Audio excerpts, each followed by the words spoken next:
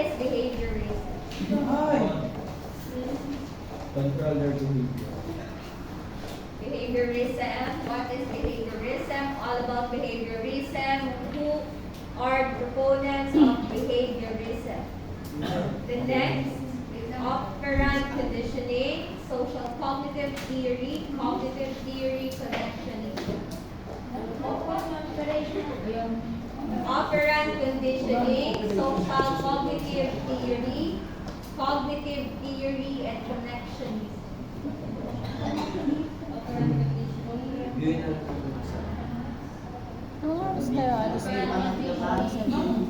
Cognitive theory. The next, say for example, which of the following statement is or about behaviorism is false? So study all about the concept and principles of the behaviorism. And then next, study also about the different application with B.F. Skinner's operant conditioning. So say for example, you understand or you're already familiar with operant conditioning. So how will you apply operant conditioning? Okay, how will you apply operant conditioning? Say for example, use of ICT in classroom, constructive teaching, computer-based self-instruction, or action research. So which among the following statement uses or practices the operant conditioning theory? Okay po. Then next, so yung po conditioning process, so we have discrimination, acquisition, extinction, generalization. Yung po mga kasamahan po.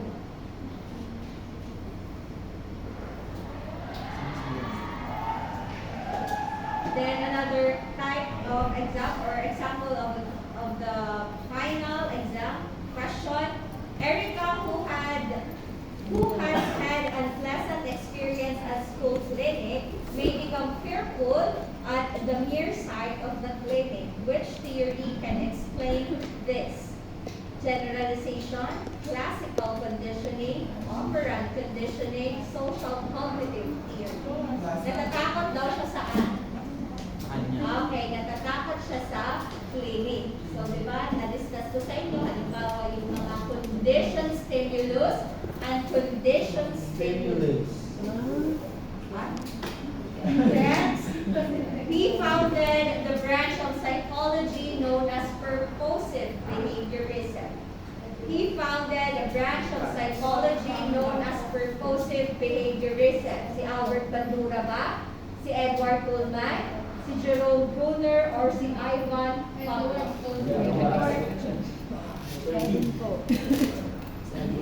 Okay, and study also unconditioned response, unconditioned stimulus, conditioned response, conditioned stimulus. Again, unconditioned response, unconditioned stimulus, conditioned response, conditioned stimulus. Lahat po na classical conditioning. And then next, meron po daw mga statement in the exam. So, i-identify nyo kung alin po doon yung stimulus or conditioned stimulus and conditioned response.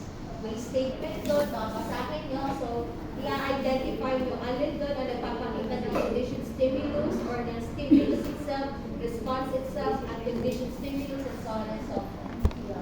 Next.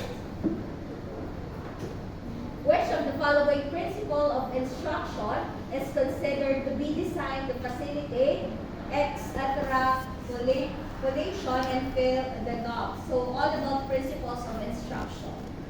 Okay, principles of instruction: readiness, going beyond the information given, spiral organization, effective sequencing.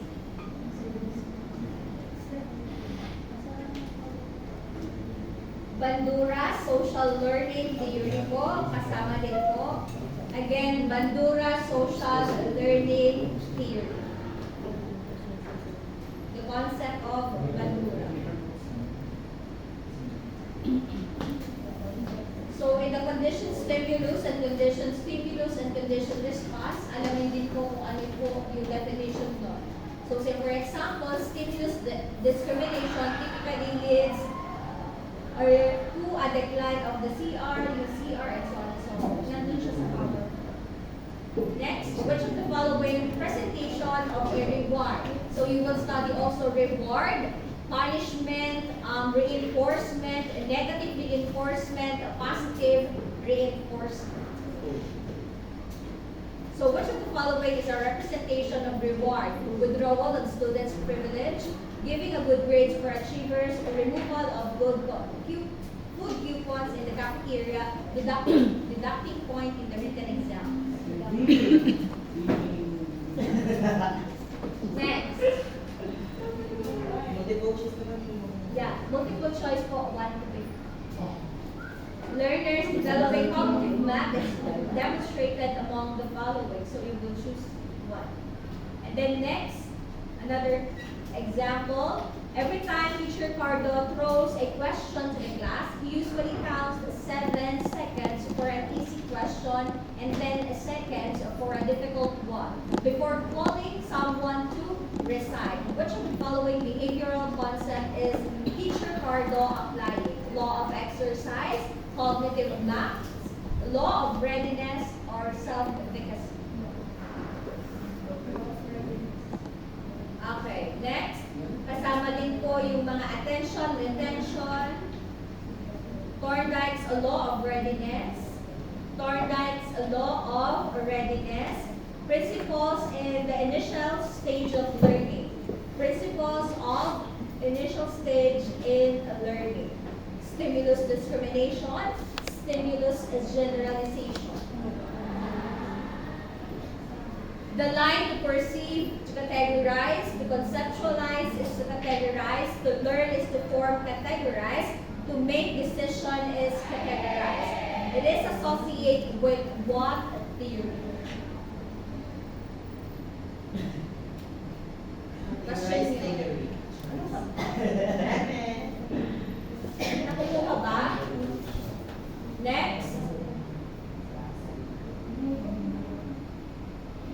When a student reasons out how two concepts are alike or different, he is at stage of maintenance, rehearsal, organization, elaboration, rehearsal, or perception. Alam niyo ba? So then next, a learning process that occurs through associations between the environmental stimulus and a naturally occurring stimulus. What is that? Behaviorism, constructivism, classical conditioning, Gestalt-ism.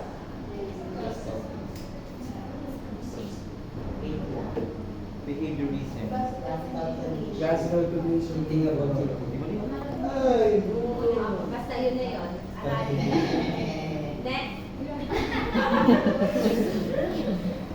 Next is which practice best illustrates the application of transfer of learning or transfer of training in the class.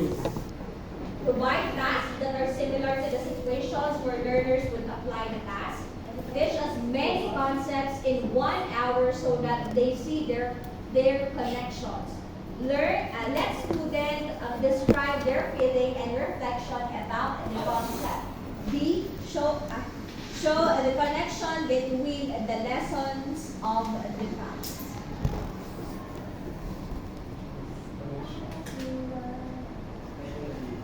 Next. So a teacher announces that the student who gets an average grade of 1.5 over the 2 graded period will no longer the final examination.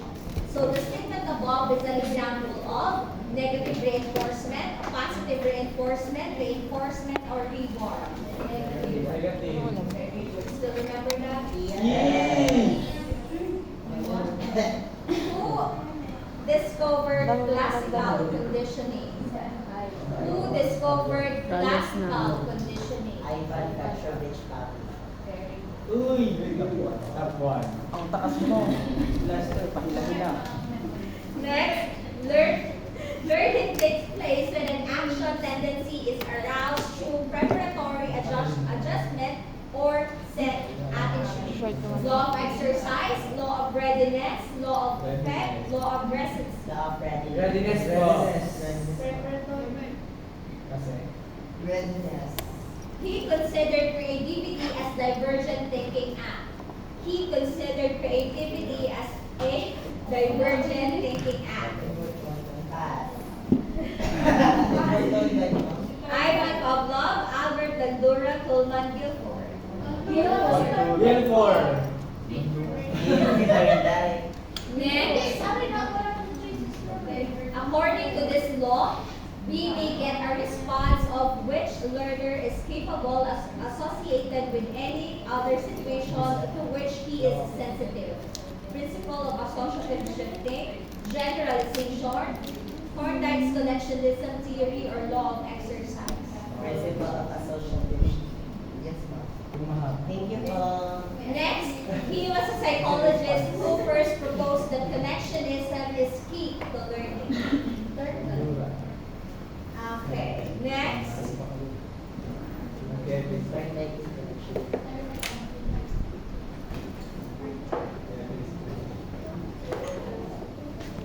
Wala niya. Perfect din ang kanya. Uy! Which of the following does not belong to the group? Attention, motivation, retention, reward. Wait nga po, ma'am. Ayoko na ulit.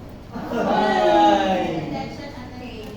Which of the following does not belong to the group? Attention, motivation, retention, reward. Ay! Why reward? Hindi mo yun. Motivation. Basta kang reward. This is a reward. Ginugyan mo yung mga Okay, next. After behavior is established, the best way to maintain it for the long run is to reinforce it once, constantly, frequently, intermittently.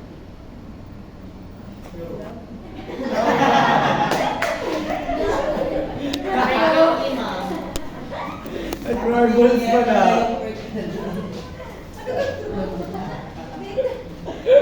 Okay, next he founded the purposive behaviorism.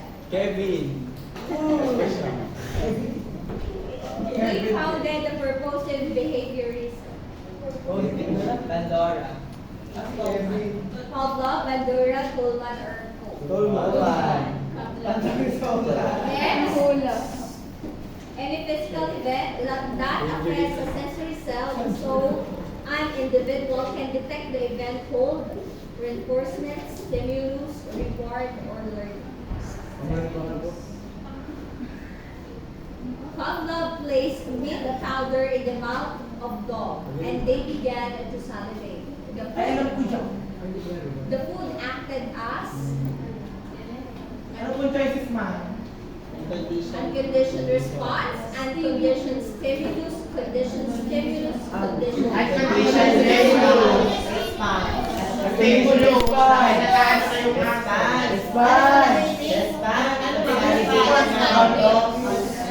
Ito na-represent ng food. Yeah.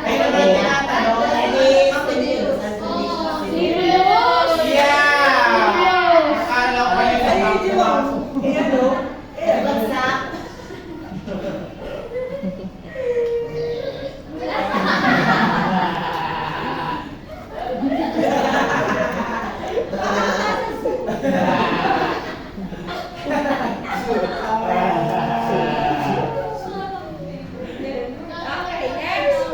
Which of the following stages of intellectual development uses models and pictures to obtain learning? Models and pictures. Which of the following stages of intellectual development uses models and pictures to obtain learning? Stage 2. Stage.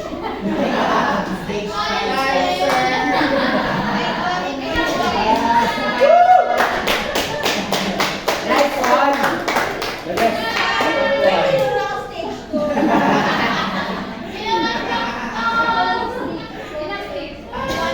Is it active, inactive, iconic? Iconic.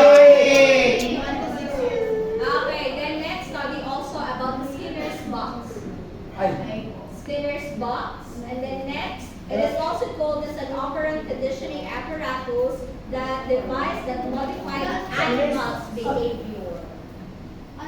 Animals' behavior. Apparatus.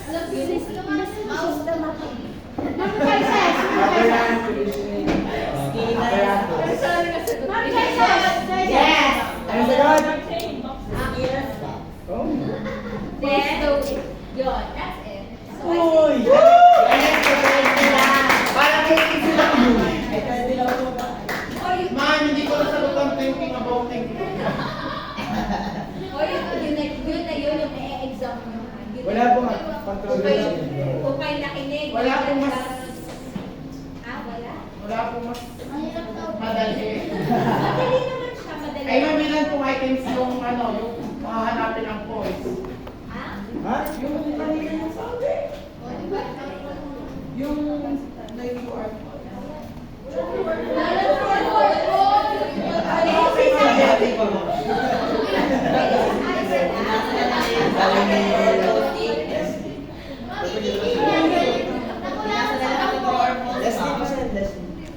Ay, pasend.